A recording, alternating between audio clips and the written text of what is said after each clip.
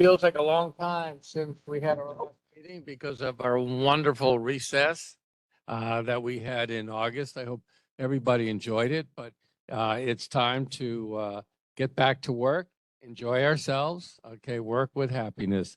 So I'm Chair Richard Turbin, and I'm Sub-District 3. And let's go. We have a quorum here of, a healthy a healthy group of neighborhood board members. So let's start going down. Okay. Christian Nicovedo, Sub-District 3. Peter Dudgeon, Sub-District 1.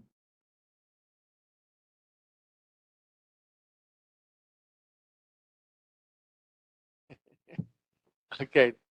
I'm 4. Okay. I'm 1. Okay. Just a second.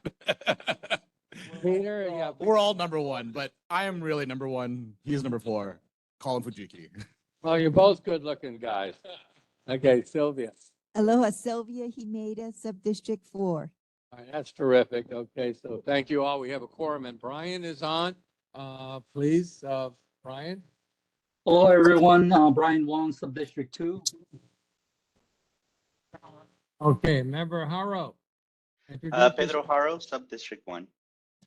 Okay, awesome. All right, so it looks like we have, everybody's here. Terrific. I'm so happy. Thank you so much. Okay, so now we're going to do the city and state monthly reports. Honolulu Fire Department, you're here. Please go ahead. Yes, I'm Dustin from the Kaimuki Fire Station. Are you ready for the report now? Yes, please. Okay. All right. So the confirmed number of incidents in the neighborhood board's geographic area for this previous month, starting with the incident statistics for August 2023. We'll start with fires first. We have structure 1, wildland brush 0, nuisance 2, cooking 0, activated alarms 5. Next, going into emergencies, medical 40, motor vehicle collision with pedestrian 0, motor vehicle crash and collision 6, mountain rescues 0, ocean rescues 1, hazardous materials incidents 0. Now we'll go into some fire safety tips and announcements. So the fire safety tip for the month, evacuation planning. In the event of an emergency, be prepared with an evacuation plan. Create your plan with all members of your family and household. Keep in mind those with limited abilities, children, elderly, and pets. Identify possible exits and escape routes. Predetermine a safe meeting place. Always choose the escape route that is safest. Think about various scenarios and strategize how to use them. Review and practice the plan often. Assemble an emergency supply kit. Remember to pack important documents, medicines, and necessary pet items. Also, remember to stay calm, stay informed, and stay alert. And that concludes the fire safety tips for the month. All right, thank you very much. Do we have any questions for our fire department representative from board members? I have a question. Yeah, This please is go ahead. Pedro. So obviously, what's been top of mind for everybody in Hawaii has been the fires that have happened on Maui. And there has been some talk about the mayor doing some planning here on Oahu, doing some pre-planning to make sure that that doesn't happen on Oahu. Would you be able to know what exactly, our district, if anything has been doing as part of that planning, or if there has been anything that has been done differently since the Lahaina fires in order to, to be able to learn from what happened there? Yes, we can answer that for you. Good evening, Captain Tanaka. That's a very good question. So since the Lahaina fires, we've been updating and advising each other as far as the other watches of our high priority areas, especially in the brush area. We've been getting a lot more concern calls from citizens about certain areas, how to maintain it. So we've been reaching out to the community as well. We've always kind of been on top of a lot of our high priority brush areas. But because of the, I guess, because of the Lahaina, we've just kind of reinforced and made sure that all of our pre-plans we have on all the computers on the trucks are all up to date. So we go out to these high priority areas. We update if it's better or worse. What are some of our tactics and strategies if we need to have an incident over there. But as far as updating ourselves, we have been in the process as well. Our battalion chiefs are very proactive. Our fire chief is very proactive as well. So hopefully that answers your question. It does, thank you. And just a quick follow-up. Were there, I know that there were some firefighters that joined the Maui firefighters through your deal. Were there any from the district that joined Maui by any chance? I mean, did anybody from Honolulu Fire Department go and assist? There are a few firefighters that may be helping in the scopes of like IMT, but we're not. We will only do as much as we're asked to do. I'm not going to go in and go over, but we did definitely. I think on that day, our fire chief Kāhala offered our assistance. We had a running list of all the firefighters that are willing to go and help, and but for the most part, I think as far as right now, we'll only do what we're asked. So they've asked for a little bit, and then I think they got a lot of it under control right now, but we still have resources available if needed. Thank you so much. Thank you. Thank you. Hi, Pedro, thank you for bringing this up. Okay, so I have a question and a comment to ask our friends from the Honolulu Fire Department. After what happened in Maui, in Lahaina, I've been thinking about what's going on in downtown Honolulu, the main exit street from downtown Honolulu, where virtually all of the office buildings exit out of in the afternoon and come in the morning, is Alakai Street. You know Alakai Street? Virtually all of the major office buildings exit onto Alakai Street. You know, we're talking about thousands of workers downtown. Well, Alakai Street was a 4-lane thoroughfare, but the mayor's office, I must say idiotically, put a bicycle lane on the left-hand side of Alakai Street. Nobody has ever seen a bicycle on that bicycle lane. It's absolutely useless. But now the exit lanes coming up Alakai Street are 3 instead of 4. And the office workers, we are having a diabolical problem getting out of downtown. Today, for example, there was one stalled car and we had to wait a half an hour to exit out of our parking garages and then get up, you know, to take H1, because both H1 East and H1 West, you arrive via Alakai Street. If there is a fire disaster, a tsunami, hundreds of people are going to get killed, are going to get trapped in downtown Honolulu. It is absolutely dangerous. You know, I've spoken to the mayor about it and he says, well, you know, got to fight with the bike people and all of that. Can you look at that situation and make a recommendation to the mayor's office, to the city and county of Honolulu, to get rid of that bike lane that no bicyclist has ever used? It's because if there is a disaster, you know, that impact, and people are not going to be able to get out of downtown to find safety, where it's potentially hundreds of people are going to die downtown. It's a crisis waiting to happen. Right. So please look at it and, you know, study that very serious potential danger and make a recommendation to the mayor's office. Okay, All right, thank you. Alakai Street, and then Alakai Street, businesses on Alakai, we'll make a from recommendation. Ala Moana Boulevard, and you you have Queen Street, you have Merchant Street, you have King Street, then you have Hotel Street, and then you have Baratania, and then you have Vineyard, which is the on-ramp for the freeway, both east and west. That bike lane only runs from Ala Moana to Hotel Street. Absolutely useless. It runs for 200 yards at most, and then it stops. It starts at Ala Moana Boulevard and it stops at Hotel Street. Absolutely useless.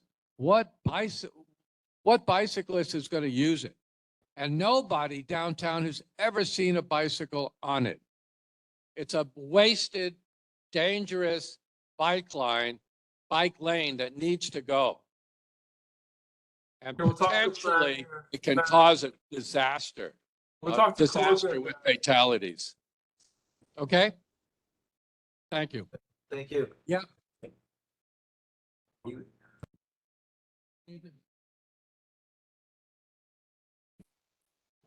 Somebody from the Bicycling League would like actually to respond. She's signing in right now. Yeah, use that mic. Hi, good evening. My name is Malia Haranaga. I'm with the Hawaii Bicycling League. And so just wanted to give a little bit of information on that Alakea bike lane. So it's supposed to be connecting up with the other protected bike lanes. And right now, I do agree it doesn't have a lot of uses. I know I've ridden in it, so to say nobody has ever ridden it can't be proven, right? Nobody's ever seen it. Nobody I know has ever seen a bicycle. Yeah, I don't know how, long you're waiting there, but, and I do totally understand that it doesn't look like there's a lot of people, but, it's kind of like the Rio where it's like, once it gets built, there will be a lot of people that get to use it and that it will provide that avenue that is Malcolm Mackay, providing that connection that's much safer for a lot of people instead of the other alternatives. So just wanted to give a little bit of insight on that. I've heard that, but it is potentially exceedingly dangerous. There should not be a bike lane on What makes Alakea it Street. It's going to cause, as it is, it's wrecking the quality of life of hundreds of workers downtown. And secondly, it can potentially cause a real disaster. You got to understand, you've got the right lane that turns on Queen Street. You have the left lane that turns on Queen Street, the other direction. You have one more lane. You have the buses going up there. The buses use the middle lane. There's no room for commuters. It's no room for commuters. Do you drive a car from downtown? I do. Yeah. Where do you work? I in Kaimuki, but I live in Makiki, and then often I have to go to the judiciary to do presentations. But the judiciary is on King Street. You don't have to use it. You don't use that. I'm just telling you that at some point, it's going to cause a disaster. I mean, it's really dangerous. Okay, we heard you. Thank you. Thank you. Okay, next, Honolulu Police Department.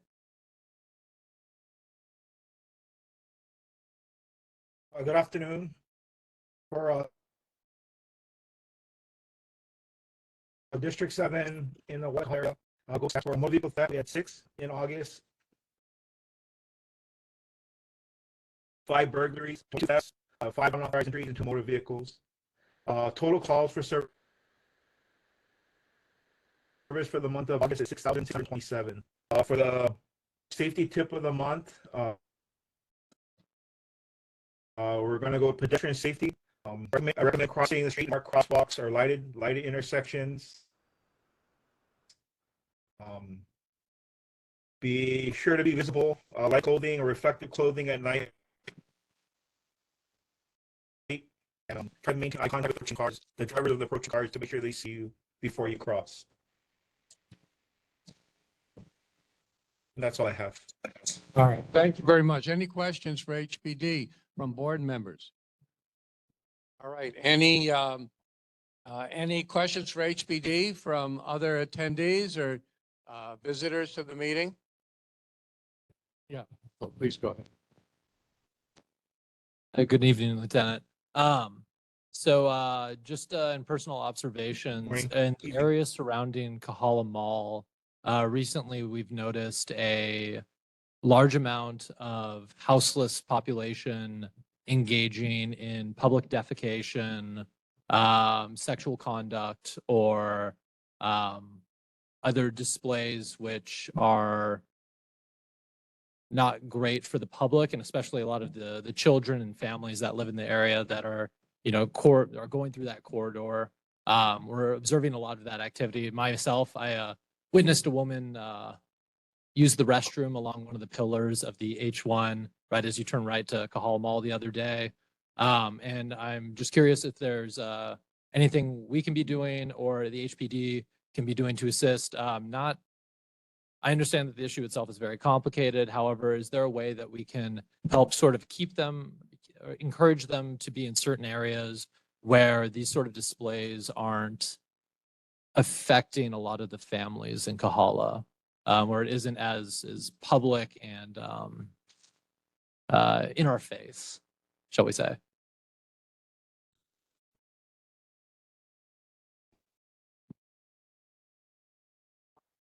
First of all, if you see something like that, you can call 911 for officer response.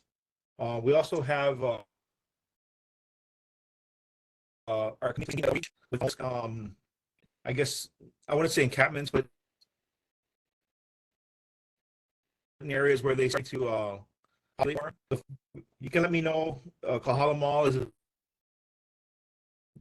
by the mini mart.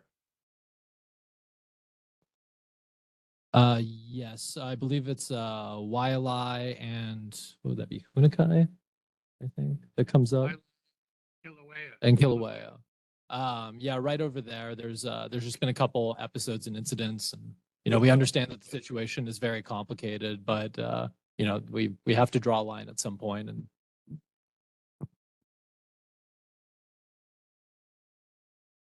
I had an experience like that. Right. There was Alert community, please. Yeah, I was just going to say there was a homeless person that was living on my grassy area in front of my house in the Kāhala area, and it was 2 or 3 days. He was just, spending the nights there in front of, my property. And I did call the HPD, and they said they can't do anything unless he is doing something illegal, such as exposing himself. And at that moment, when I called, he decided to urinate onto Kāhala Avenue, and I told HPD, and they, okay, Mr. Turbin, we'll come right down and get him. But it's sad when that's the only way you can get a trespasser off your property.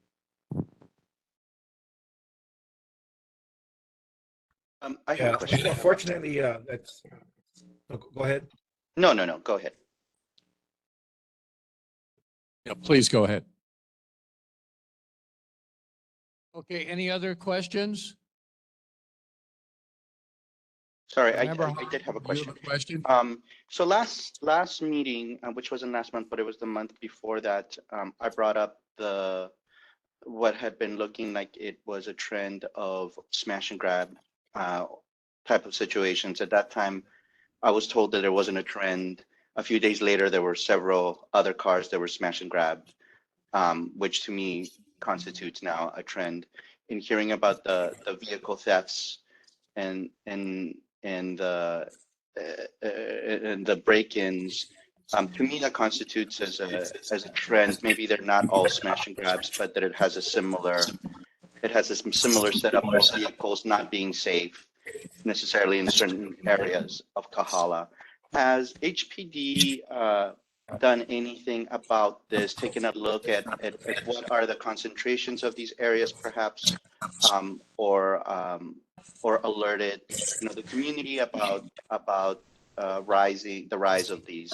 Obviously what I heard, this is publicly available in all of the news stations and it was covered, but I'm not sure that I saw any recommendations from HPD at that point.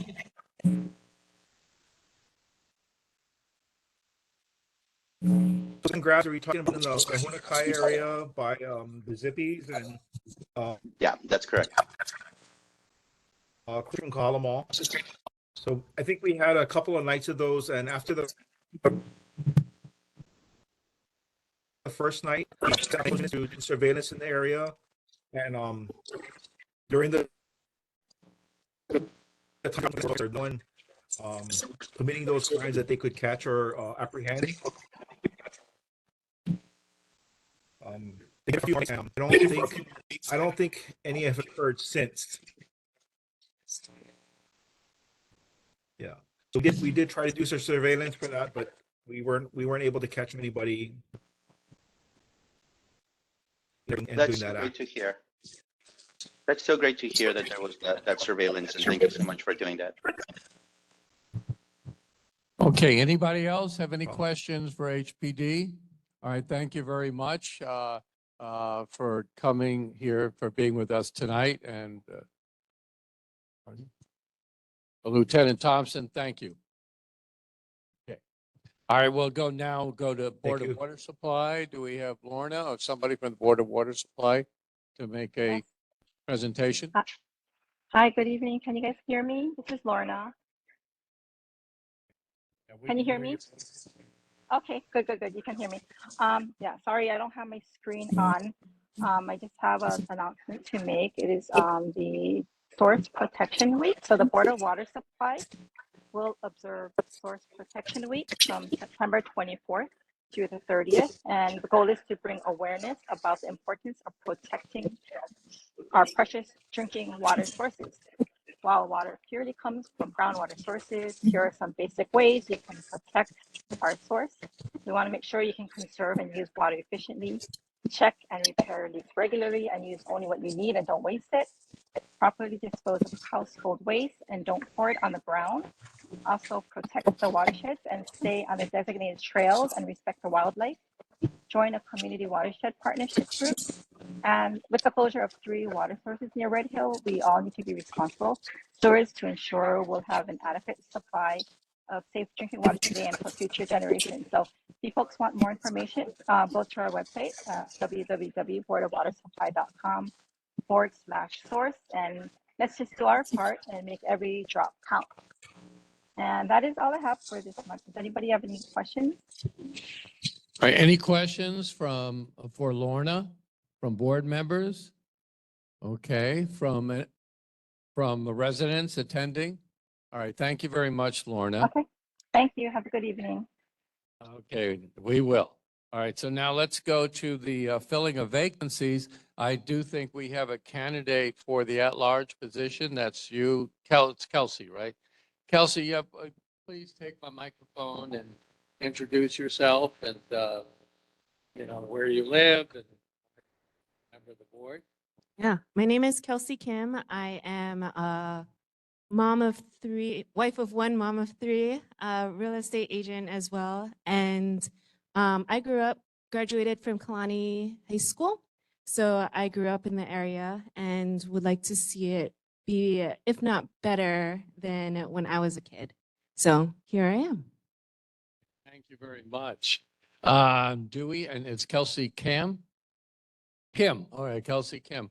All right, and you'd like to be an at-large member for this neighborhood board. Would anybody like to nominate Kelsey for the at-large position? I will nominate Kelsey for at-large. Okay, thank you very much. Do we have a second? I'll second her. All right, Sylvia seconds.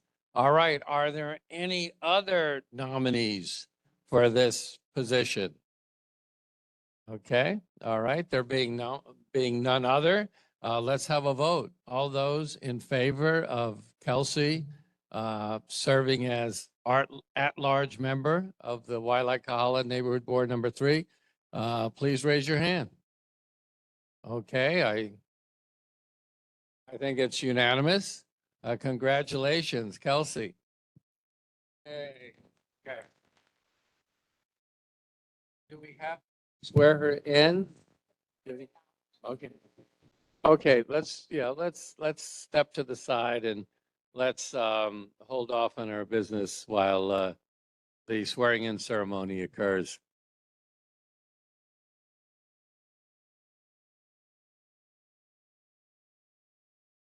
Okay, so Kelsey, repeat after me. I solemnly swear I solemnly swear to faithfully support to faithfully support the Constitution and laws the Constitution and laws of the United States of America, of the United States of America, the Constitution and laws the Constitution and laws of the State of Hawaii, of the State of Hawaii, and the Charter and laws the Charter and laws of the City and County of Honolulu, of the City and County of Honolulu, and the provisions and the provision of the Neighborhood Plan, of the Neighborhood Plan, and will conscientiously and will conscientiously and impartially discharge my my duties duties to the to the best of my ability to the best of my ability as a member as a member of the Neighborhood Board of the Neighborhood Board of which I've been elected to. of which I've been elected to. Perfect. Welcome. Thank you. Congratulations. Okay, very good. Now we have to get Kelsey a T-shirt and one of those bags, and there's some paraphernalia. Well, that's good, and so we can take this item off the agenda. Oh no, do we? Oh, and who's that? And which area? Sub-District 2? Who's in Sub-District 2? What's up in my area, Rich, Brian? Okay, Brian, can you, Sub-District 2, whereabout is that? Oh, that's going up the hill, huh? Is that Halikoa, what?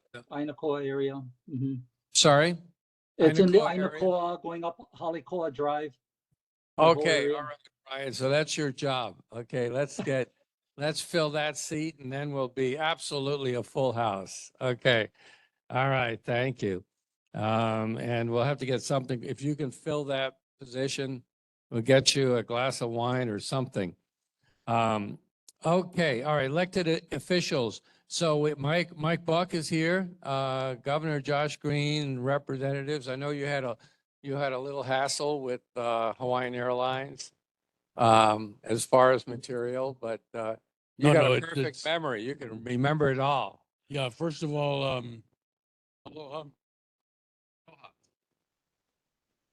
And it just turned on. I don't hear it. I don't hear it.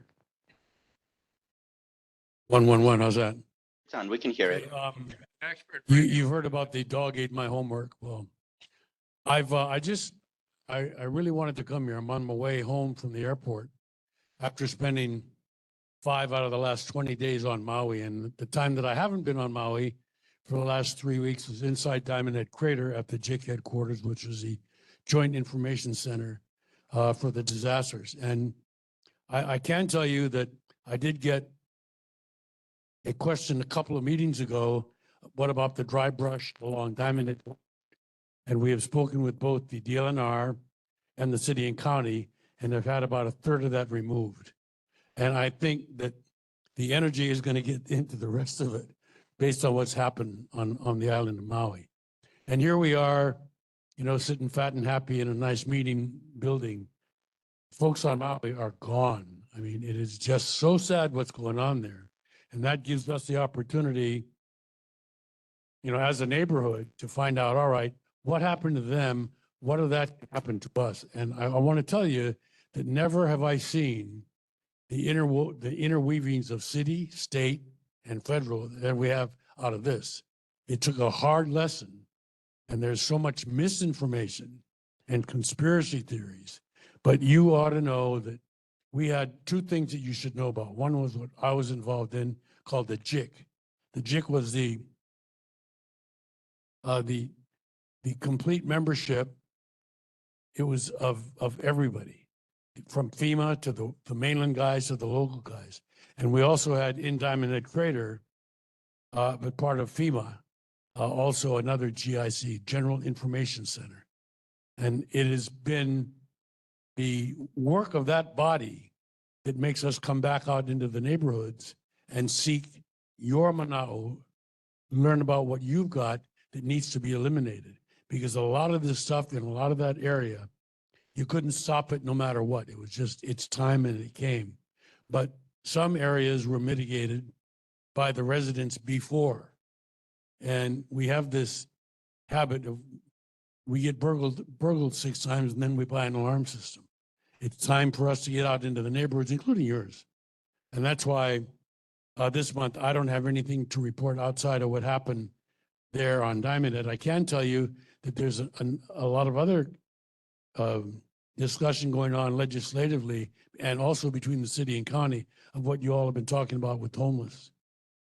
It is not, as the police department is not 100% accurate on what they can and can't do. If you are just sitting somewhere and don't belong there, you can be moved along. It's tough love, but that's kind of the way it is.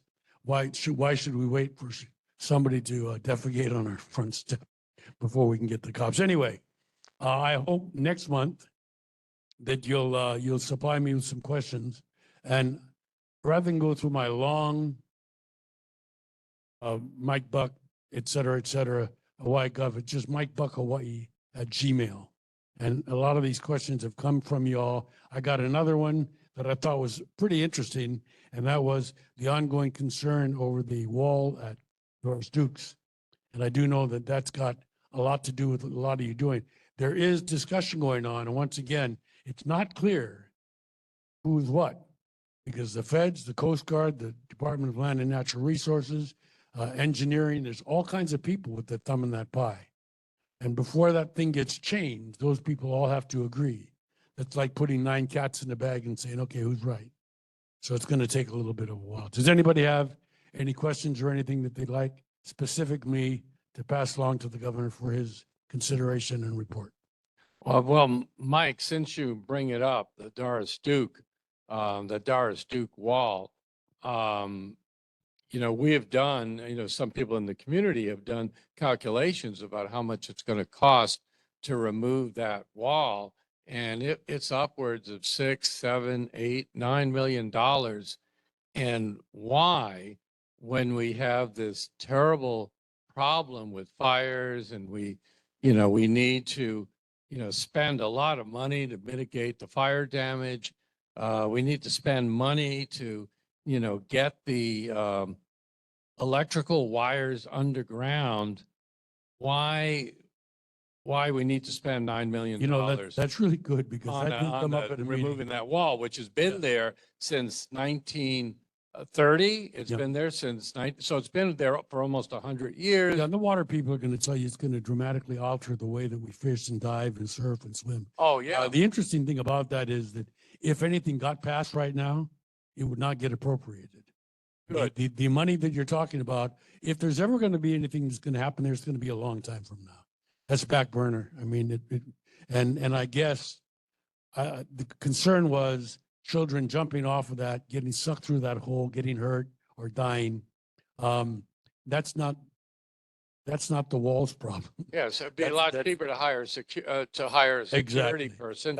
I think you'll find friends for that right now. I think Yeah, the what about the they might Cathedral wall? they actually might enact something, but it won't get appropriated.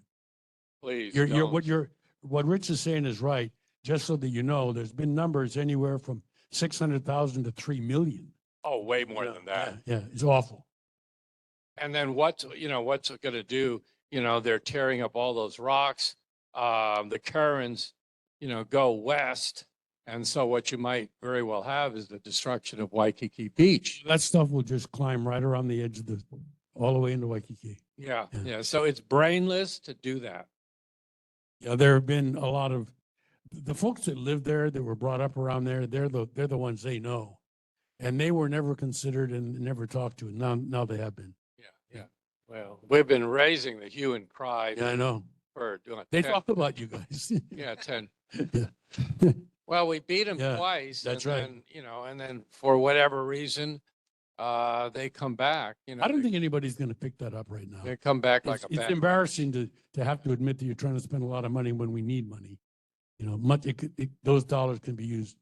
I think you're looking at 5 years before it even comes up again. Seriously. Okay, thank you. Any other questions from Mike? Okay, Yeah. well, we'll get the board Mike. members first. Yeah. Board members first and then, okay, all right. Pedro, go Um, ahead. So, just as a point of knowledge, I grew up in Lahaina. Most of my family was in Lahaina. All of my family lost their homes in the fires. They are now on Oahu in the Kāhala Wai'alae area. So, sorry. thank you. So one of the things that I wanted to relay back to the governor, to Dr. Josh Green, is that it has been incredibly difficult for people who have left Lahaina to receive assistance. Incredibly difficult. Red Cross has been telling people from the phone that they need to go to the Lahaina centers. We try to explain to them, you can't just drive there, you have to take a plane back. A lot of the people are not used to working in an island community to be able to understand that this isn't like a wildfire on the mainland where you just moved away a few miles and got into a new city.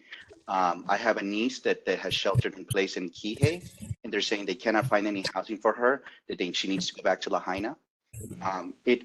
Anybody that has moved out of Lahaina does not have access to all of these resources that a Hawaii Community Foundation has been collecting. And from what I understand, Hawaii Community Foundation has raised $120 million and they dispersed $19 million of that. That's 15%. A lot of the people that live in our district have donated to that fund. A lot of the businesses that are the people within our district have donated to that fund. I think our expectation for an emergency fund is that it will reach the people immediately. And one of the other, Pedro, that's a great point. And it's been something that's been addressed on a daily basis. The money's there, but the people don't have it. And so forget about fraud, forget about the hustlers, forget about all of that. What about the honest, real people that have been displaced? I mean, I can't tell you, anybody that's involved in any of this, deliberation about what can and can't be done, they ought to go over there and take a look at exactly what's happened to these people and have some, have some kokua that can immediately be done. And that's why right now, the mayor is doing a special committee to take care of his folks. But what you said is right. There are people that are going to these shelters and claiming that aren't even Lahaina residents. And the Lahaina residents that all they want to do is go back in, get their ukana out of there and start all over again. They're having a tough time. And I think you're 100% right. Speed is of the essence. That money that's sitting in those buckets has to be distributed. thank you. And so I'm hoping that the governor in his administration will step in to help guide Hawaii Community Foundation, which is the largest fund that in the state. And just to one last point, of that $120 million, less than 5% has been distributed directly to the families. All of the funds that have been distributed for the most part have been to nonprofits that are helping. Wonderful. There is enough money to be able to help all of the nonprofits to do the work that they're doing on the ground. And there is enough money in there to be able to provide direct financial assistance to the people. Yeah, you're right, especially right now. I mean, this might be a harder job to do in a year, but right now with the president flying here and saying he's going to do anything possible, there's a lot of people saying, Mr. President, sounds good, but where's the money? Mm-hmm. So that's the big next step. And you're right. It shouldn't go to another nonprofit when it's already at a nonprofit to be distributed. It should go to the people first. And the nonprofits can apply and they can show, and a lot of these people are doing this, you guys, a lot of people are being asked to prove where this money is going that we're giving you, because there's a lot of people and there's a lot of scams out there. You have to be very, very careful. Thank you. Thank you for that. You bet, Pedro. Thanks for your comment. All right, other questions for Mike? Yeah. I would like to expand on what Member Haro brought up.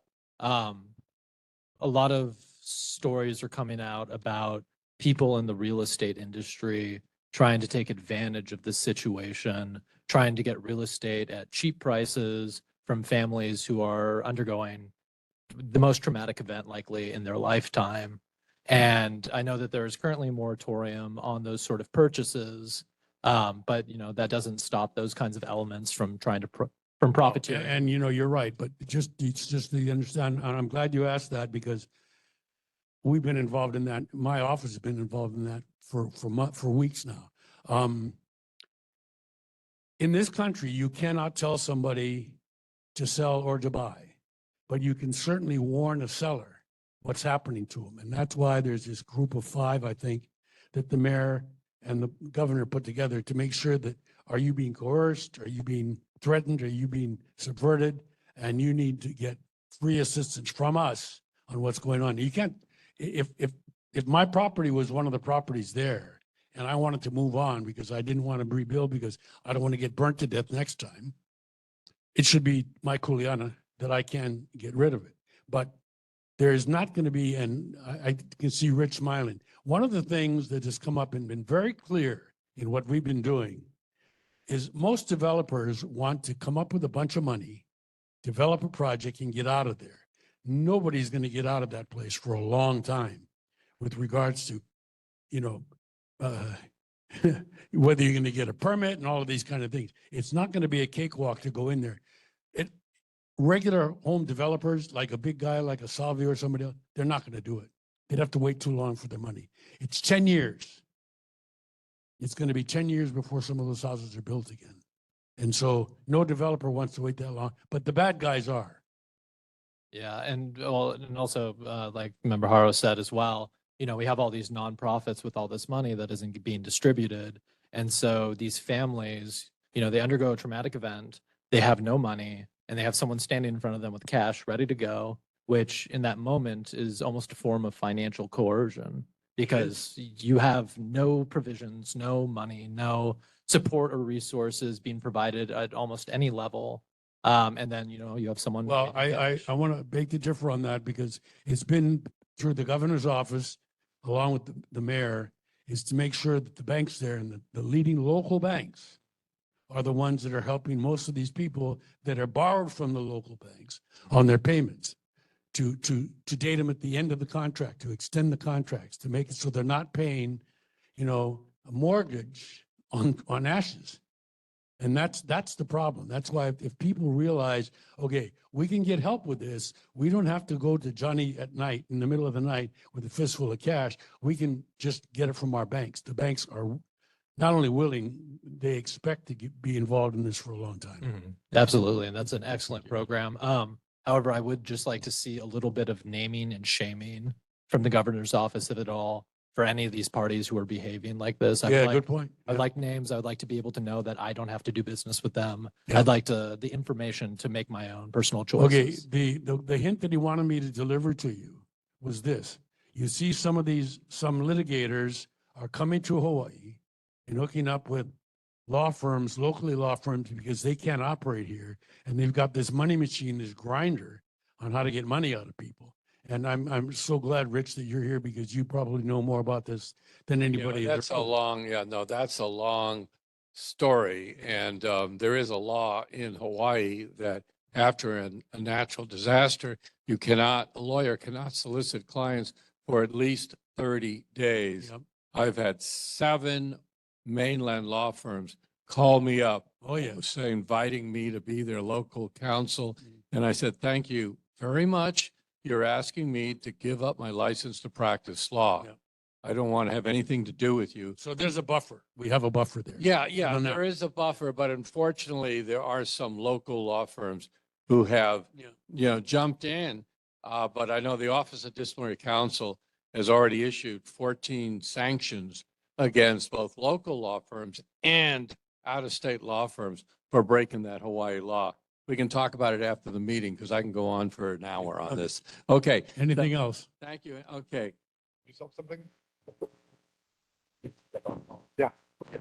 So Hi, I'm Martin, and I wanted to raise something. I was going to talk only at the neighborhood concerns, but the thing that's really important about Diamond Head is that not only do we have the grasses, but we have kiawe trees, which are literally firewood, and all that grass is underneath it. And the thing that's most important that nobody seems to be putting together is that we had a fire about 4 years ago at Coconut Avenue, and the firemen could not get there because the crazy guy was shooting people, and you saw we lost a whole neighborhood. If you have a fire at Diamond Head, so if you have a fire in Diamond Head, it's going to spread to all the other houses. Not only that, the wind conditions in Lahaina were exactly the same in Diamond Head. And so exactly the same conditions that happen in Lahaina, except it's worse because we have all the kiawe.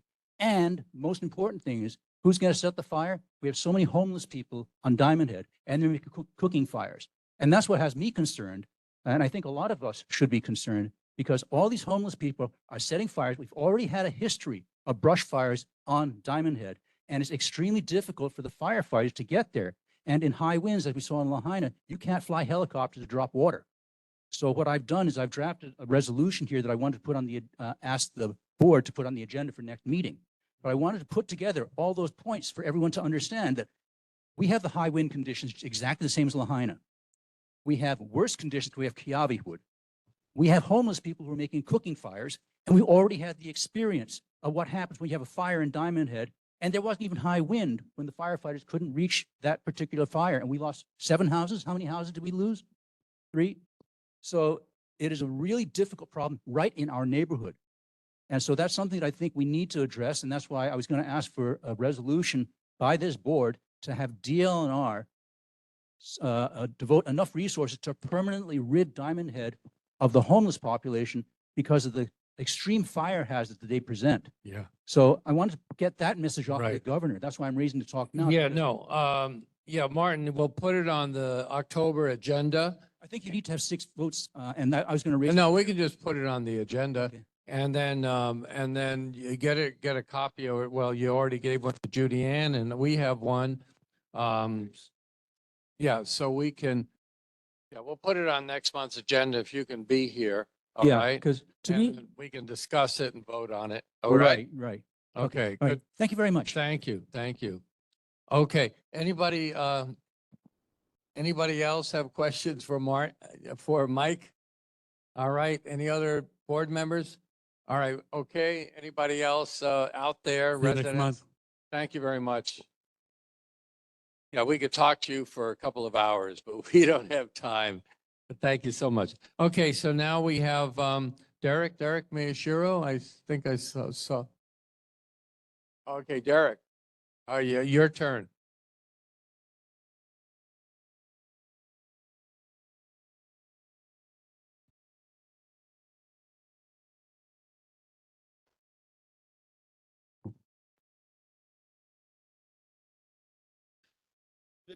Good evening, Chair, Board members. I'm Derek Miyashiro, the Deputy Director for the Department of Customer Services. Just a couple highlights from the Mayor's office. As some of you may know, the Mayor Highlights newsletter can be found at www.oneoahu.org/newsletter. On there, the September edition, you can read about Mayor Langiardi's message about the wildfires that in Lahaina and how the public can help with that. In addition, there is an article about a new lifeguard tower at Kahe Point Beach Park. It was installed the first week in August. It's the first tower in 11 years, now expanding to a total of 42 across the island. You can also read about the Liquor Commission's new administrator, Saul Patillos. He's a longtime leader with liquor commissions and with liquor license laws. You can also read about how Forbes magazine has once again named the city and county of Honolulu as one of the best places to work in Hawaii. And Mary Lewis, who was the former administrator for the Blaisdell, recently retired after 30 years of service. She's worked very hard to engage local, national, and international clients to provide Hawaii with a wide range of entertainment, athletic, expos, cultural, and educational events. And we wish Mary well in her retirement. I think at the last meeting, there was a question on whether or not there'd be a second round of funding for nonprofit business. And the answer to that is yes. There was a second round of ARPA funds that was open on July 21st. And it continued, I think, until August 25th, and then was extended again until September 8th. Unfortunately, that has passed now. The deadline has passed, but information can be found on www.oneoahu.org/nonprofit relief program. Okay, thank you. All right, any questions for Derek? Okay, yeah, I'm just, Derek, I just want to mention to you, since we've taken a month's, away, but there's a lot of, I would see if you could impress upon Mayor Blangiardi that we are concerned about, the homeless problem. It's been going on now for probably a decade. or longer. And really nothing has really been done about it. And, you know, when you go to cities on the mainland, I mean, San Francisco is suffering so much because they haven't done anything about the homeless problem for decades. It's not the city it used to be. Same thing with Seattle. I think Honolulu, thankfully, has done a little bit better, but there needs to be action, okay? And the other thing, I mean, I've ranted and raved about it, but you know, this fire, Lahaina fire, I think has exhibited a lot of the qualities of Hawaii. I mean, after a disaster, we all get together, the disparate groups work together and do our best to heal the situation. But before the disaster, you know, there is just, you know, city and political complacency. I mean, that disaster could have been ameliorated if the county of Maui was really on the ball. I mean, likewise, you know, with Honolulu, disasters can be ameliorated if the politicians and the bureaucrats are on the ball. And now I've been ranting and raving about this problem on Alakea Street downtown. That is a disaster ready to happen. And Mayor Blangiardi needs to take that bike lane that nobody uses out so people can, all the downtown workers can exit when there's a disaster. Can you please talk to him about that? Okay. I will. Talked enough about it. Anybody else? Yes, I just wanted to reiterate, Derek, you heard me talk about to the governor's representative about my concern about the Hawaii Community Foundation Maui Strong Fund.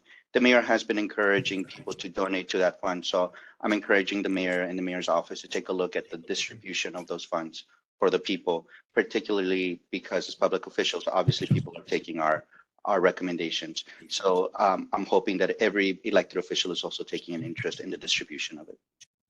Okay, that's fair. That's fair. Okay, Thank you. please go ahead. Okay, any response? Okay, all right. Thank you very much. Thank you very much, Derek. Okay, Casey, please don't get mad at me. You're indented in the agenda, and that's why I run from governor to mayor. Casey, your report, Sure, Department of Transportation, Hawaii Division. Yes, good evening, Chair. I hope you can see my screen here. Good evening, Chair Turbin, members of the Wai'alae Kāhala Neighborhood Board, Casey Albert from the State Highways Division. First, I'd like to apologize to the board and especially to Ms. Teresa Ng from Senator Chang's office concerning last month's meeting when I reported about the board's request for HDOT to conduct a traffic study on the H1 freeway from Kalani Island Highway to Middle Street. After our director's office received the board resolution, Teresa reached out to me and asked how Senator Chang could assist with the board resolution. I mentioned to her that a consolidated letter from all the elected officials to our director expressing their support for the board's resolution could help. I gave the heads up to my director's office about a support letter coming from the elected officials and told them to let me know if they needed any assistance when responding to the letter and to provide me a copy of their response. Unfortunately, I wasn't consulted and they forgot to give me a copy of their response letter to me prior to last month's neighborhood board meeting. So I apologize for the mix up with my report and Teresa's report at last month's neighborhood board meeting. Per our director's response letter, our 2016 H1 corridor study looked at the entire length of the H1 freeway and prioritized a list of projects. Unfortunately, the top priority congestion and capacity improvement projects are located on the western side of the H1 freeway. As mentioned at last month's meeting, areas concerning the neighborhood board resolution were ranked 9th and 10th. And the recommendation was to conduct a further study on ramp metering. So I want to thank the board for submitting your resolution to our administration, but I apologize that our administration has decided not to fund your traffic study due to its low priority. As for the board's resolution regarding the H1 planner boxes, I'm still working with our design engineers. We are discussing about how much water will run off the sides of the planner box and if the runoff will become a problem in the future. I hope to provide an update at October's meeting. Our Oahu District maintenance crew replaced a broken pool box cover on the eastbound on-ramp to Kalaniʻa Highway this past month. Graffiti sign on the Wai'alae off-ramp was replaced. The graffiti on the crash attenuator was painted over, but graffiti returned. So I'll be working with our maintenance crew to paint over the graffiti again. We are still working on the replacement of the overhead directional sign and the exit sign 27 going westbound. These signs must be specially ordered. Working with our district maintenance crew, we'll be trying to cut back the overgrowth that is blocking the 35 miles per hour speed limit sign along the Wai'alae off-ramp going westbound. We'll be working on removing the graffiti. And we'll be working with our maintenance crew to repair the broken gate near the Kapakahi Stream Bridge. And again, we'll be working with our maintenance crew to cover up the graffiti and or replace the signs on Kilauea and Hunakai intersections. And working again with our crew to cover up the graffiti or replace the signs along the Wai'alae Avenue off-ramp going eastbound. This concludes my report. I can take any questions at this time. All right, any questions for Casey? Yeah, this is Colin Fujiki from Subdistrict 1. I also wanted to say there's overgrowth on the, I guess, on-ramp to Kalaniʻa Highway from Wai'alae going west or eastbound as well. That wasn't noticed in your slides. Okay, on ramp, going eastbound from Wai'alae, going. It looks very similar to the one on the west and the one that's coming off of Kalaniʻa to onto Wai'alae. Okay, I'll work with our maintenance crew to address that. Thank you, Colin. Anybody else on the board have questions for Casey? All right, thank you very much, Casey. Pedro. Oh, Pedro. All right, go ahead, Pedro. Pedro, We can't hear you. yeah, you have a question for Casey? Yes, I do. I was just unmuted. I was not muted. I was muted. I wasn't on the board when the planters boxes resolution was talked about. So I don't know if I understand completely the resolution, but I don't think this is the same issue that I'm bringing up. But what I've observed on Wai'alae Street under the overpass, as you come in right across Kāhala Mall, particularly on the westbound, on the floor level, is that when it rains, as cars pass on the overpass, people get drenched below.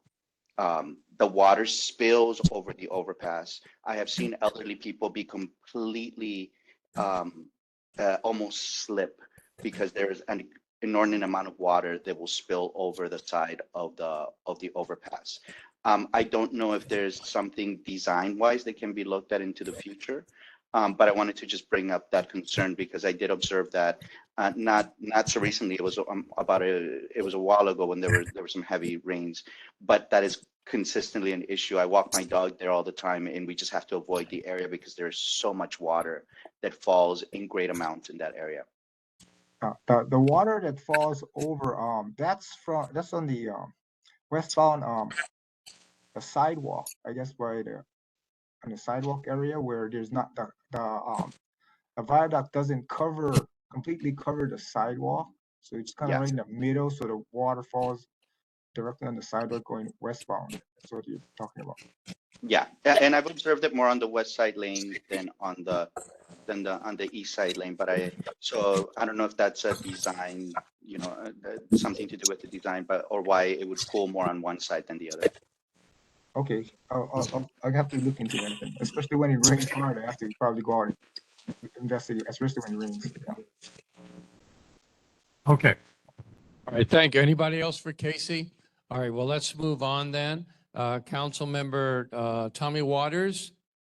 Is Tommy here or his representative? Aloha, good evening. Keola Fisher with Chair Waters' office. Chair Waters is actually on Kauai attending the HSAC, the Hawaii State Association of Counties Conference, annual conference. So I will be providing this month's report.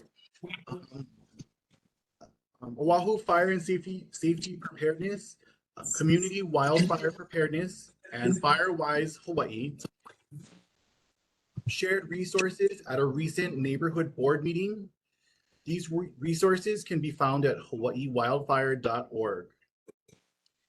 DPR, the Department of Parks and Recreation, is holding a public hearing on proposed new rules for the Waikiki and North Shore nearshore water events at city parks. It's going to include surf contests, canoe regattas, triathlons, and swimming races. The hearing will be available in person and online. Will be held on Friday, October 20th from 2 p.m. to 4 p.m. Those attending in person will be at Kāhala, while the virtual meeting will be held via Zoom and can be accessed using the link. I will go ahead and provide the link in the chat. The public is invited to give feedback on the proposed draft of the new rules. Just as a final reminder, the real property tax credit for home exemption filing deadline is fast approaching on October 2nd. The City and County of Honolulu encourages eligible homeowners to apply for the real property tax credit.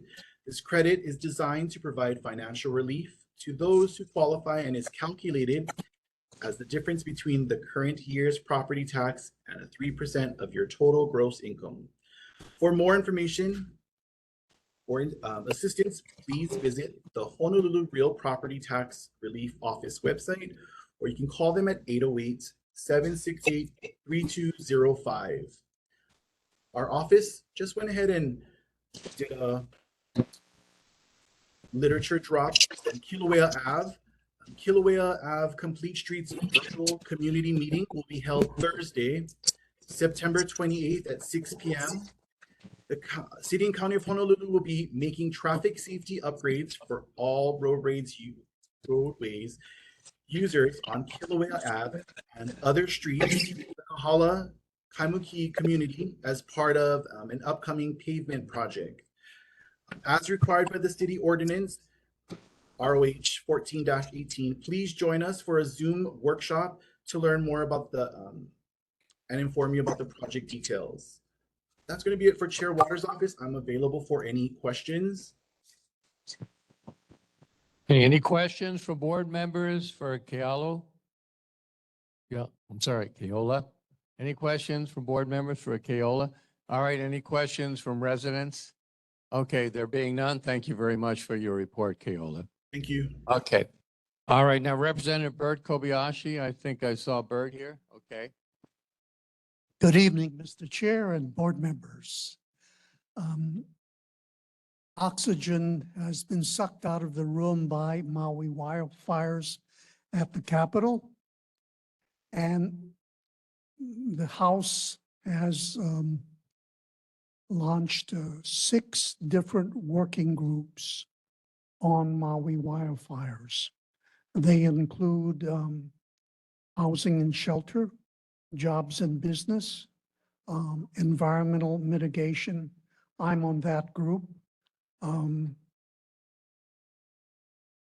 Wildfire prevention, education. I think I'm missing one, but anyway. These working groups was set up by House leadership. All members of the State House are assigned to one of these working groups. We have a real short timeline to produce a draft report by November 1 and a final report by December 15. We understand that there are, shall we say, some issues relating to this working group, including the fact that there are many other investigations going on, from at least 3 federal investigations to the county, et cetera. Also, we understand, or at least some of us understand, that the state of Hawaii is the third wheel in this operation. The two wheels necessary for a bicycle or motorcycle would be County of Maui and the federal government. And so not wanting to step on too many toes and avoid the big players, we kind of have to walk a narrow middle line. As Mike Buck had alluded, Governor has started restrictions on state budget items unannounced. We have been finding out about these restrictions through the back door, range from 6-digit items to a few 7-digit items. The big restrictions or capital improvements, which are in the range of over $100 million, were made much earlier. And they would include the proposed First Responder Training Center in Wai'alae and the agricultural irrigation projects in Wai'alae. So expect that there may be some surprises with these money restrictions. On the donation side, as was mentioned, a great deal of money has been collected, well over $200 million by various private sector organizations. The total number of donors are far beyond 200,000 from big to small, and at least 55 to 58 countries have been involved. We have been surprised that people have been donating from nooks and crannies, small towns all over. Last week, I got notified by the mayor of Ukiha City, Fukuoka, which is the ancestral hometown of the late astronaut Ellison Onizuka, that they are doing a fundraising drive. Our sister library in Hiroshima City has a collection box. The Hiroshima legislature and the Hiroshima executive branch have each made separate contributions. Several large Japanese corporations have made quiet, unannounced contributions because these corporations get inundated with requests for money. And of course, they can't fulfill all of those requests. And so while they have made a donation, they wish to be anonymous. So if you haven't made a contribution, we're asking everyone to do so and put some skin in the game and help Maui. Thank you. Thank you. Any questions for Bert from neighborhood board members? Okay. Okay, Pedro, you got a question for Bert? Yes, yes, Representative Kobayashi, you've heard my concerns. Well, I assume you've heard my concerns about the Hawaii Community Foundation funds not reaching directly to the people fast enough, even though it's the largest foundation. So I'm hoping that lawmakers will be able to work with the Hawaii Community Foundation to be able to work to release that. But that's actually not that's just a statement. What I'm very concerned about is the response of the Department of Health towards the air quality in Lahaina, the Department of Health. We don't know what the protection equipment that the Department of Health in the County of Maui will be providing the people that are going to Lahaina. And one of the things that we have, as I work with the American Lung Association, that we have learned is that after 9/11, there was a health registry that was developed to be able to track the symptoms of the survivors of 9/11. That didn't happen until people were dying of black lung, after people were dying of all of these other diseases. So what I would encourage the legislature is to take a look at how are we tracking the disease across the people that are survivors of Lahaina, especially as they move away from the impact zone, right? Like I mentioned, there are several people within our own district, and all of those people need to be tracked, even though they might not be going to Maui Hospital, even though they might not be going to Lahaina Community Health Center. So that is something that definitely I believe should be tracked, and it will be very beneficial for the state as far as future costs, maintaining future healthcare costs. Thank you. I'll pass that on. Any other questions for Bert? Okay, there being none, thank you very much. Okay. Okay, and Mark Hashem, is Mark Hashem here or his representative? Okay, not here. Senator Stanley Chang or representative? Is somebody here? Yeah, please speak up into the mic. It's a little bit different. You sound muffled.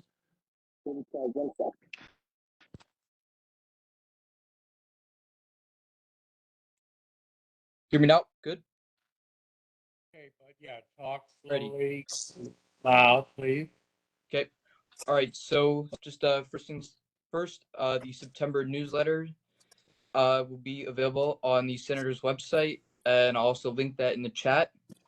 And there's also a sign up for the housing newsletter available at http://eepurl.com/gr10jf.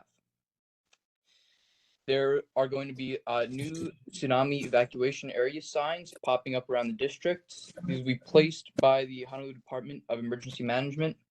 3 different signs were installed to let the public entering, leaving an area within the tsunami hazard zone. And if your home is situated above the leaving sign, the tsunami likely won't reach you. If your home is below or within or entering sign, you should consider evacuating. Tsunami warning is in place. This is specific for the Wai'alae Kāhala area. There will be so begin curb ramp work on Kilauea Avenue and Pahoa Ave soon. And the city is slated this to start around January 24th and will take a few weeks. If you have any questions, I can relay it back to the center. Also, I live in Subdistrict 1, so I am happy to take any questions as well, as area specific. Okay, any questions for Joseph, for board members? Okay, I guess, do we have any? Yeah. I guess I heard you're doing curb rehabilitation on Kilauea and sorry, what was the other one? Pahoa. Yeah, isn't that Yeah, the same? who is this? I'm so sorry. Who is talking? It's me, Colin. Joseph? Oh, right over here. Oh, over there. Okay. Hi, how you doing? Okay, go ahead. Yeah, I guess why are we doing curb repairs prior to doing the streets? Because wouldn't you be modifying the street and the curbs at that time? Yeah, I'll relay that back because the streets are in pretty. It seems like a waste of money. Yeah. All right. I'll make sure to get back on that as soon as I can. Definitely, I'll be at the next board meeting as well, so I'll try to get back But you before said that that work construction starts. starting prior January. to this meeting. Oh, January. Okay. Yeah, January 2024. Yeah. Yeah, you know, But it doesn't make sense to complete the streets renovation inclusive you, of all Yeah. the curbs. Yeah. Thank you. All right. Yeah, I'll get you back to the. Thank All you. right, any other questions before I didn't miss anybody? Okay, Noella? Oh, hi, good evening, everyone. I hope that you can hear me. Speak up. I am. Okay. Can you hear me now, sir? Sure. Yes, thank you, Mr. Ruskowski, regarding the signs for tsunamis. I love them. They're very pretty. Sadly, over at Mākalei Beach Park, some of the taggers have decided to place stickers on them. And I just wanted to bring it to your attention. It might seem a little manini, but it is a very important sign. And that's what I'd like to say. Thank you for your time. And And that's could you please go and fix the sign, as well as the other ones, because they're all tagged. But the tsunami sign, which is big, is very noticeable. But sadly, some of the people that like to do that sort of thing have done what they do. And so there you have it. Thank you so much. all right. Thank you very much. I wrote that down and I'll make sure to get back to you on that as well. Mahalo, brother. Thank you. Okay, anybody else? All right, being no one else, Sylvia, I'm so sorry. I know you wanted to report. We're jumping up here to item 4, reports of members' attendances at other meetings. And I believe, Sylvia, you have something to report. I attended the Neighborhood Commission Office Planning Organizers meeting on August 19 on Smith Street. I think I was the only person from this neighborhood board that went to it. You could have mentioned anything you wanted to, and they would have talked about it. They talked about things like what kind of requirements they should have for neighborhood to be a neighborhood board member. They also talked about if sub-districts, like for 3 months, nobody becomes a board member for the sub-district, then they should make it be an at-large board member and not just that sub-district. And so there were anything that people wanted to talk about, you could have brought it up at that meeting. Thank you. Thank you, Sylvia. Do any other members have reports regarding attending other meetings? Okay, good. Yeah, and I'm so sorry I missed you earlier, Sylvia. Okay, residents' community concerns. Do we have any residents here that have community concerns to bring up? Yes, Martin. I just wanted to supplement especially for people who are not here personally. Okay.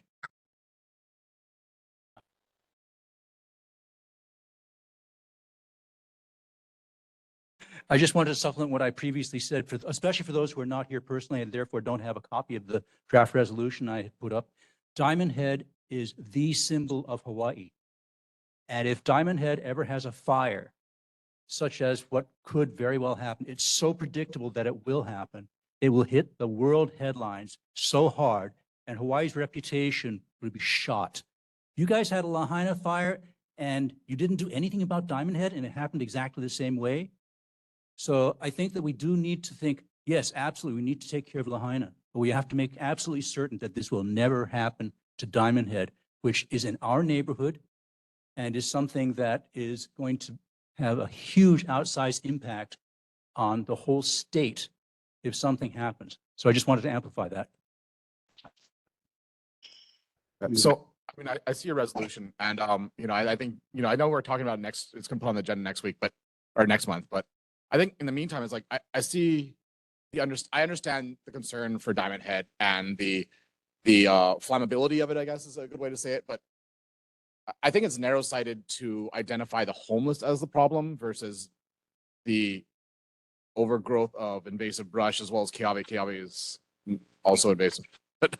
There are multiple factors, and so we can only control what we can control. We can't control the homeless as well. I mean, Well, you can't control the brush. It is a nature preserve. So that being the case, and the invasive grasses, I'm not sure we'd realistically be able to get everybody in there to cut down the invasive grasses and cut down the Keawe trees, because that would sort of be against the purpose of Diamond Head. The homeless, we know for sure, have already started brush fires. And so I think that when you look at all the factors, what can we control realistically with our resources that we have available? And that's why the homeless are already causing a problem as well. And so it's something, to me, is sure a really important factor that we can control. I think we already understand there's a homeless problem there. And I think there's been a lot of effort in trying to control the homeless population there. So I don't know what the additional effort you're looking for is, but I think there's additional effort we can place. Well, the real issue is that across, like the invasive species of the. I agree that we should And do I all think that. there's like being more open-minded about maybe even just, you know, having a broader swath of a resolution of saying, just doing like, I'm not the expert. I don't know if you're the expert of fire management. But I don't like pinpointing it on houseless people. I understand. The issue is going to be that we have multiple factors. And in my mind, if we could get rid of the invasive grasses and the kiabi trees, then that would be much better, defuel it. But what can we do realistically in terms of other factors? The ignition factor, I think that, yes, putting the power lines under the ground would work and would be very helpful. But is that a realistic option to take place in the next several years? I mean, it's something we can control. We can't control how. I think, if I might just try to be a mediator here, I think we want to get the resolution agreeable to the largest possible number and get it passed. Right. And I think just a quick look at it, taking out, language that can be charged, like vagrants and homeless, and talk about just there's a problem of illegal campfires. Yeah, I mean, that's true. illegal campfire, could be made by a neighbor, Which I've who's seen living there. I mean, I've personally been to parties in Diamond area where we made fires in my youth, like Yeah, I 20 know. years ago. Yeah. But like, I mean, so it's like, I just want to like a broader swath is. Yeah, so is- maybe we can just talk about illegal fires. Or just a Yeah. resolution of having DLNR doing an investigation of how we can mitigate these problems. Yeah, not- okay, not Martin, jumping Martin straight into is the house very people. smart, and a good writer. thank you. So you could kind of But all I just tweak it. All I wanted to point out is that there is an issue and we are so vulnerable and most people are Right, not I, aware as you're of. talking, I was thinking about the Notre Dame fire in Paris. 100% agreed. I think it's a good overall idea. And I just put together a resolution that I Point is well want taken. everyone to be looking at, and then it's up to the board to decide how you want to revise it, because that is what the process of law is. We have everybody look at it I and know, make I know, revisions I to know. it. So I But just wanted as to the make- author, you can be a big help. Okay, Mark, you very thank much. you very much. Okay. Any other residents' concerns? We're moving along pretty good, but we only have about another, 15 minutes, I would say. Noella, again, yes? Yes, good evening, everyone. Point number one, I wanted to report very quickly that right there at the intersection where people come up Montserrat and make the left to Diamond Head Theaters, there's 4 tents that have been erected on the asphalt. And I did call the DLNR about it, and they explained to me that they go to the places where they have to do the sweeps. And this is a small one, and they may or may not be able to get to it before October or November. So that's case number one. Number two, the very bad tragedy that occurred up on Coconut and Hibiscus that awful day. I was there. I lived there, and I saw the winds going every which way. And one of my neighbors who lives on Coconut came to my house and said, "Can I please come up in your house and watch my house burn down?" And that was very, very, very profound for me. Now, that did not happen, but it was a reality that this homeowner faced. The other thing is that I think that in the neighborhood board meetings, I think it would be very important we include the mayor, the governor, everybody else, but we really should include the DLNR on these discussions because we really need their help. All these entities say, see something, say something. And I'm here to say something. I live here. And there's the 4 tents up right by Montserrat and, the street that goes to Diamond Head Road. And that won't be looked at until October or November. And, the gentleman that's just absolutely passionate about the fire situation, he's absolutely right. And we really have to take this into consideration. We can't fix things in one day, but at least we can talk about it. I would like to thank everybody for allowing me to say these words. Thank you very, very much. Well, thank you for coming, Noella. By the way, Judy Ann pointed out that the Montserrat street near the theater is probably the Diamond Head Neighborhood Board jurisdiction. It impacts us quite, it impacts Kāhala. So, thank you for bringing it up here, but that would be another neighborhood board. Well, where- sadly, Mr. Turbin, we're in the middle of District 6 and 7. And in the council meetings, we are right in the center. And so, yeah, I go to all the neighborhood board meetings in this area. I do. I go to Palolo. My family lives up there. I go to you because I live on the boundary lines. I live down here at Wai'alae. Kaimuki's my town, right? So yeah, we just have to just tighten up. We all have to work. Yeah, we all have to work together. Yes. Absolutely. Thank you Okay, so much. all right. Thank you very much. Okay. Any other resident wants to bring up community concerns? Okay, there being none, we'll move to board business, unfinished business and presentations. Approval of the Thursday, July 20th, 2023 minutes. I know Sylvia worked on some corrections and tweaks. Thank you very much, Sylvia. Anybody else have any amendments, modifications, deletions to make? Okay, well, let's kind of vote on it. Okay.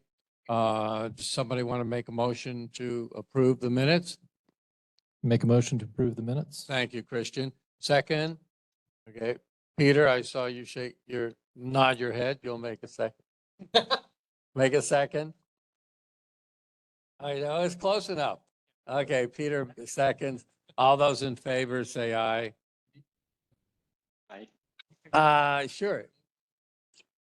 Oh, that's okay. I don't think we need your vote. Okay. All right, it passed. Okay. So, okay, everybody's okay on that. Okay, the next thing, $1,000 one-time fund for outreach. There was suggestions. I know kind of, Brian, you were kind of trying to massage some ideas. Any reports on that? Are we? I'd like to ask if Pedro might be able to share anything. He and I had some conversations about some ideas and wanting to do some things, and not, during the course of the time that we're away from each other, he might have been able to have some information to share. Pedro, may I pivot to you? Yeah, I did have a conversation with Kāhala Mall. Great. Who is interested in our idea of having an informational presence. However, they did say that it would depend on the specific information that we would want to provide. It would depend on the specific timeline that we would want to be there. And their suggestion was to, one of the topics that I mentioned, which came up at the board meeting, was disaster preparedness. And so one of they said we have a disaster preparedness fair. So my suggestion would be is if you have the topic of disaster preparedness, then you would be part of that. They did mention that the retail season is upon us. And so they will be having a lot of, the sidewalk sale type of situation. So they did not think that between now and the end of the year might be a possibility for us to hold an activity. They did mention that from times they also have a Kupuna Fair that is handled by Generations Radio. We can make that outreach. Certainly that might be, but I think that because we hadn't sort of decided as to what our focus would be, it sort of leaves it a little bit open to Kāhala to say they are interested. They have had groups like ours, not neighborhood boards, but other organizations that have wanted to have an informational table to distribute information. They said that they make those decisions on a case-by-case basis based on the information that is being provided, since they're, a private entity.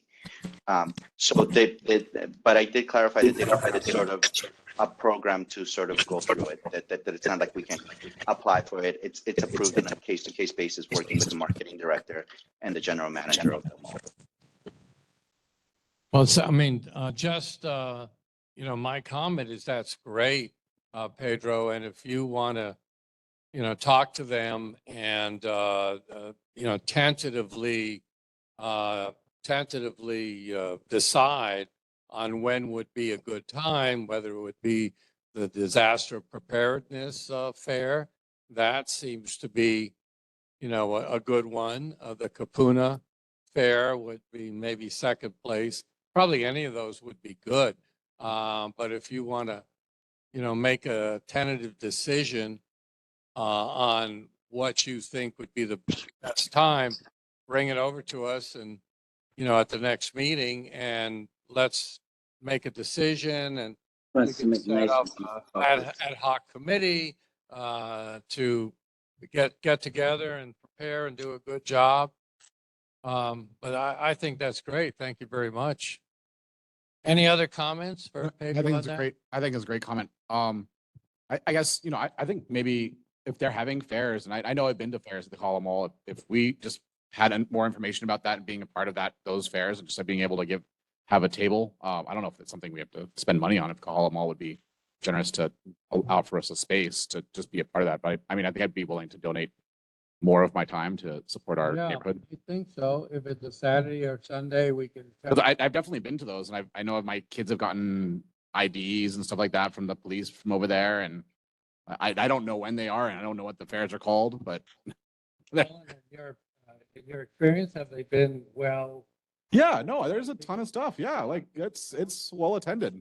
So I mean, I'll be happy to sit at a table for You guys are such. just to engage more, engage more of our community.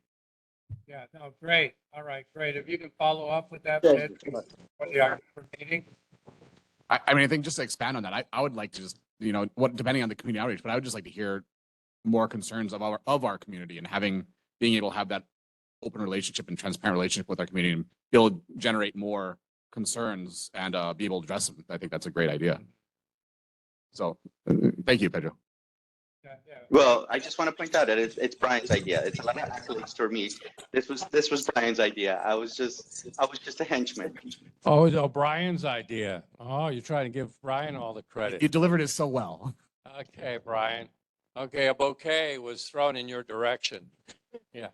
Okay, good. Well, yeah, if you guys could talk. All right, that's exciting. Let's follow up, and maybe I'll make a notation.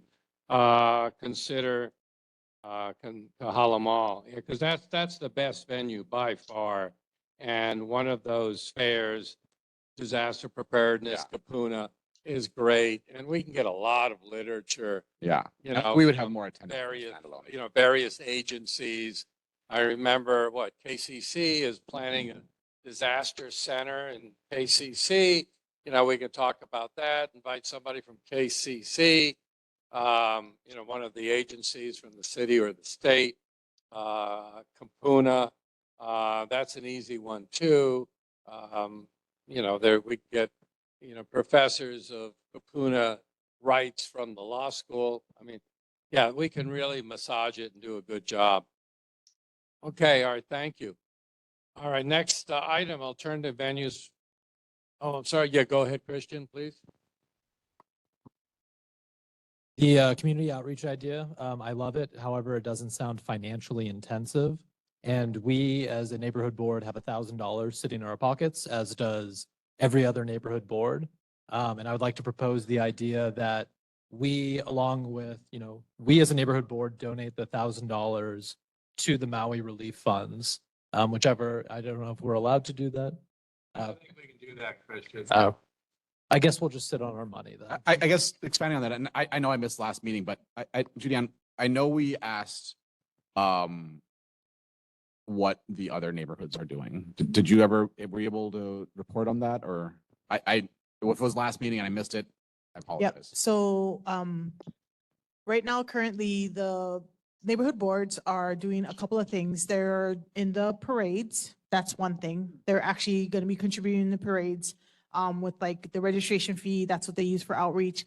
Hawaii Kai is doing a tent after their parade in November, and they're going to be engaging with the community and doing like coloring books and things about, giving them more communication that there is a neighborhood board in the Hawaii Kai area. The other thing that was a option that Manoa board and the Waikiki board did was the Genki balls in Wai'alae, but also they're doing the Genki balls at Manor Stream.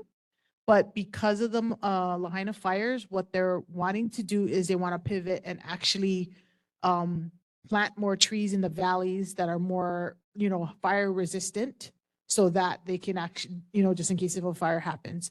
But a lot of the boards that are using the $1,000 are doing it for the parades, because the parades are coming around soon. But on this side, yeah, it's all Genki balls. So what you guys are doing is very innovative. I think it's really, really good. I would recommend another place that could maybe be, it's not a big location, but it's very well established, is if you guys want to ask maybe the Kaimoki YMCA to see if you guys want to partner with them to see if they want to do like a like a disaster thing too, because they are also they've been around for a very long time. But yeah, you could probably, I don't know if that's an option to look at, but yeah, because there's a lot of places in the Wai'alae Kāhala area that can have, disaster relief handouts and things that you guys are doing. So I think you guys are on the right track for sure. Yeah, I mean, I think something at Kāhala Mall would be the best for outreach. Yeah. And if we What's don't, our- if we don't spend deadline for- $1,000, we can spend some of it, but we can turn it back, turn it back to the city. It's not the What- worst. what do No, let's not do that. So I just want to refresh our memories that what the idea of this was, that there would be promotional items of use to the community that would be distributed. So it wouldn't be just us sitting at a table. It would be us just using the dollars to distribute something of use to the community. So depending as to what the topic area, obviously disaster preparedness, Kupuna fairs are not quite in the same realm, but we would have to determine what exactly is that tool that we would be able to distribute. And so that's where the funds would go. Right. Yeah, exactly. Good. And then I think, Julian, the other one I asked, I think, was how the Kamuki community had because I know you asked me to look up the powwow, that thing's been disbanded and they don't do that Hawaii powwow, and it's changed to something else, and I wasn't able to get a hold of the right people. But the people that did the stoplight boxes, that painted all the stoplight boxes of Kamuki, were you able to find out how that worked? Yeah, so what they did was they did approach the artists and see if they wanted to donate their time to actually do those boxes. Because a lot of the artists around the islands, even like you see them in Wai'alae, a lot of local artists are actually doing those boxes. So that's one thing. If they want to donate their time, we can pay for their supplies that they need for those boxes. That is another option too. A lot of those graffiti things were a lot of the stuff that, I think we have opportunity to display as a canvas for better art. Right. So I think we have about 5 more minutes. Yeah. Yeah. Okay, we got about. I know. Okay, so let's move on. But thank you very much, Pedro and Brian and Colin, Christian. You have some really good ideas, and let's move forward on something that would be creative and helpful for our neighborhood. Okay, alternative venues for neighborhood board meetings. I did throw, Brian, did you contact anybody regarding alternative venues? The long and short of it, Rich, right now, it's still work in progress. I did have a initial conversation with Carol. We had talked about KCC as a possible venue. We're still need to get together to talk to the appropriate leadership at KCC to see what possibilities might happen there. As far as any other venues, not at this time. We do know that we have the Alawai Golf Course, which is a fantastic venue as it is right now. The idea of looking for an alternative venue was to possibly seek a location that might be physically closer to our district area. That being said, efforts that we're doing with outreach and just having the communication of us having the meetings that a neighborhood board does exist, I think is important in and by itself, having more people come to the meetings, whether physically or by Zoom. So the venues still work in progress. I still got the stick on that. It's not done yet. All right, thank you, Brian. We'll keep that on the agenda. Are you on the mainland, by the way? Yeah, yes, I am. All right, thank you for staying up so late. No, we appreciate it. I know. I hope you can sleep late tomorrow morning. Okay, we have only about 10 more minutes, but we do have a presentation from a Complete Streets representative. Are you on Zoom? I'm here Rebecca? virtually, Chair. Yep. Okay, Good evening, please go ahead. Chair, members of the board. I'll make this quick. I don't actually have any slides to show you tonight. I just have an invitation and a bit more information about the Complete Streets meeting next week, Thursday. I do want to give a quick update on a roadway project that I've previously shared with the board. This is a very technical city term. It's the rehabilitation of streets, phase 26A. It's basically a repaving roadway rehabilitation project in the Kāhala Kaimuki area. I've been here previously to share some sidewalk upgrades that we're trying to do as part of that project, some bikeway upgrades and other safety improvements. I think I've shared Kaimuki Avenue, Harding Avenue, 18th and 22nd Avenue improvements. Since that time, we've actually decided to add the full length of Kilauea Avenue from 18th to Wai'alae to that paving project. We do have a city complete streets ordinance, which says every time we have a project like this, we have to consider complete streets improvements for all roadway users. So I would like to invite everyone to a virtual community meeting next week, Thursday at 6, to discuss some possible design options for Kilauea Avenue. Some of the design treatments we're looking at include adjustments to travel lanes, crosswalks, bike facilities, and parking. We are early in the design phase still, and really would value input from the community on which designs will work best for those that use the road most. We're going to share data, some alternative concepts, images of the safety treatments applied elsewhere on Oahu, and trade-offs to consider. The event will include polling and small group discussions following the presentation. We hope you can attend and share this event with others you know in the community. If anyone requires special assistance to participate, please let us know right away at completestreets@honolulu.gov. And more information can be found on our website at honolulu.gov/completestreets. I will put the link into the chat. And that's all I wanted to announce. Happy to take any brief questions you may have. Any questions for our Complete Streets representative? Yeah, Chair, I have one. This is Colin Fujiki, Subdistrict 1. Are we considering any complete the streets on the Wai'alae Avenue corridor underneath the viaduct or under the freeway? Just, I mean, I think it's a large enough area. I think it has, you know, that the speed of travel is much greater. The average speed of travel is much greater than the speed limit. And I think, you know, it offers a lot of opportunity. It's also like, if you're ending the Kilauea Wai'alae, where does that turn into, right? Like, you're just going to turn into this madness of people that are driving way too fast. And like, I think it's short-sighted. I think it's similar to the Alakea thing where you're going to have a complete streets bike lane that's going nowhere. Not connected yet. Yeah, fully. It is a challenge for us, given that most complete streets improvements are tacked on to paving projects, right? And so you don't always have like logical termini for facilities. The theory is that, right, over 20 years or so, you'll hit all the streets and eventually you'll bring everybody up to speed. But I fully recognize that that is not always the most timely solution, but that's what happens when you create a program with no additional resources. The street definitely needs stripping. So Wai'alae, which segment are you most concerned about? The one that runs along Kāhala Mall. Okay.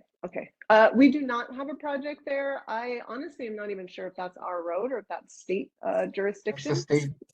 It belongs to the state highway. Thank you, Casey. I was guessing that might not actually be ours. I think ours is just where you get off the freeway and go towards Kaimuki. Yeah.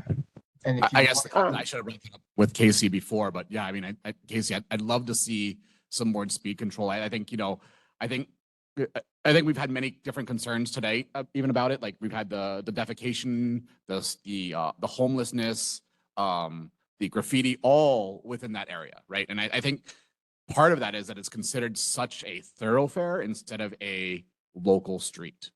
The board, you can talk to your board members and you can recommend. I am a board member, but it's cool. About yeah. installing speed humps that you see around the islands that's going all over that we're helping, working together. I mean, I think just restriping it to a, I mean, I think I'm sorry, Renee did a presentation several months ago about the efficiency of the Complete the Streets in the, I think it was School Street, and how it reduced like all these traffic incidences. It reduced the overall speed limit and encouraged people to utilize or to drive the true speed limit instead of well above it. I mean, I've seen people drive 60, 70 miles down there. I mean, people are revving their engines because it has a reverberation under there. I mean, I think it affects many people. Yeah. In all the neighborhood, as well as I think it creates a negative community because of the way it's just portrayed, you know. So just restriping, doing a complete streets to just encourage the more vitality and the multi-use of the street reduces the amount of like vagrants on it. Well, let me, Colin makes a good point. Now, Renee, maybe you can educate us on the streets, the complete streets agenda. For example, does complete streets cover safety, speed mitigation, like Colin was talking about, speed bumps, and those kind of things? Because those are for city, mostly for city streets, of course. But yes. Yeah, because like now you go over the Poly Highway and you have the bumps there that really slow people down, which I think is great. Right. So we're you know, the opportunity we have right now is Kilauea. It probably wouldn't be the first street I would maybe pick to go after, but it's up for paving, and so that's the conversation we're going to have. We are also seeing some very high-end speeding late at night out there. So we've got pretty similar behavior where we actually have single-family homes, you know, fronting those roads. So a big part of our conversation will be about speed control and ways to sort of calm the road a bit, especially fronting Kāhala Mall. There is a lot of traffic on Kilauea. So we're not really proposing lane changes there. But as you get past, I mean, the traffic's only at rush hours and at the off-ramps. Yeah, we've done observations and we'll share those, what we see, and make sure you guys kind of confirm the cues that we see. But as you go kind of down below Kāhala Elementary, and I mean, the traffic falls off very significantly, and yet the road is designed the same way and the same width. So anyway, so those are some of the conversations we want to have, is like, what do we do with that sort of excess width, particularly on the lower end of Kilauea as you approach 22nd, Hunakai, that area there. So we have a few ideas, but we honestly don't really know what to do. So we really want you guys to help. You heard me, Ben earlier, but I think it's a pipe dream to think that downtown workers are going to be biking to work.